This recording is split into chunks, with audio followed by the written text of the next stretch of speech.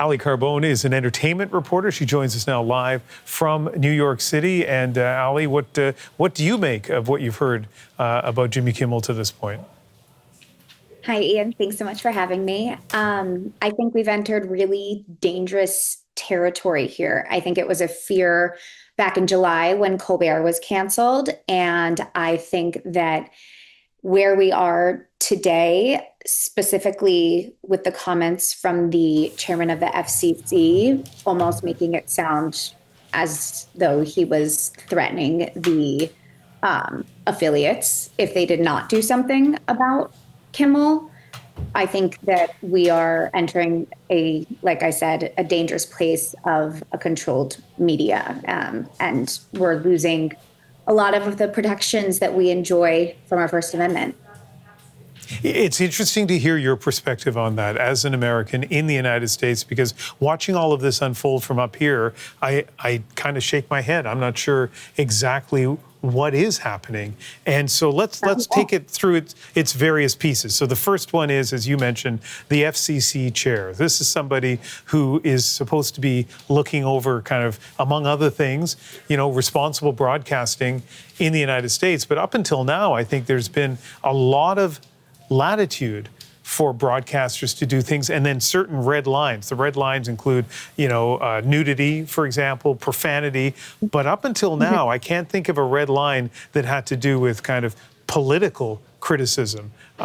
What about your perspective on that? Absolutely, Ian. And I think that especially when you look at what the head of the FCC said about what Kimmel said, it speaks even more to that point of redlining what he said. And he said that there was an action by Kimmel to play into the narrative that the shooting of Charlie Kirk, was somehow a MAGA or Republican motivated person. So what they're angry about is that Kimmel suggested that maybe it wasn't a liberal that shot Charlie Kirk, that maybe it was somebody within the MAGA world. And that piece is why the head of the FCC, called on the local affiliates to find a way to, quote, change conduct on Kimmel, or there will be additional work for the FCC ahead. I know you don't know the answer to what I'm about to ask you, but maybe we can talk about it for a moment. Quite often when there's a news story during the week, I think to myself, the writers at Saturday Night Live must just be like rubbing their hands in glee, getting ready to jump in and do something on this.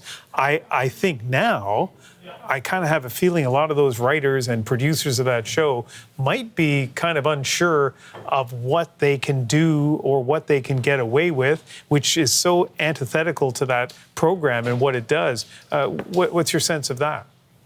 And I had the same exact thought as you as I waited to join you tonight. I said, what is SNL going to do?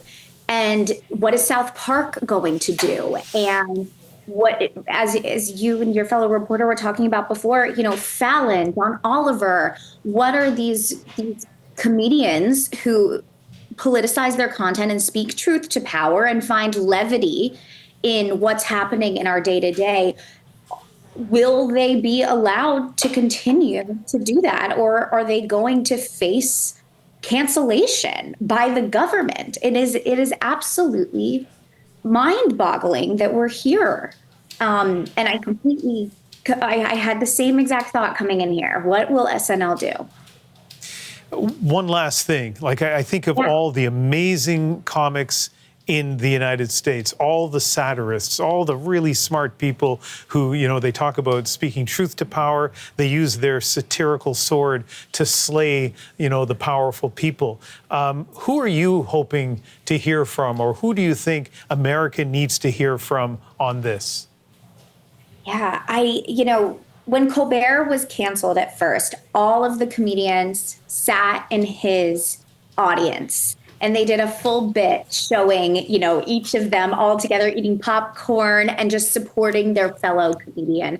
And I think that that's what needs to happen here. I think that, and I hope that the other networks do not give into this. I hope that no other network falters like ABC did with Kimmel, because that is what that is the only way that we will get through this very scary time where we need the people who are speaking out and sharing news and sharing their opinions in these different ways. And, we saw Charlie Kirk get shot for speaking his truth, and we can't continue down that road of canceling people for having an opinion. Ali Carbone is an entertainment reporter in New York City. Such a pleasure having you on the show. Thank you.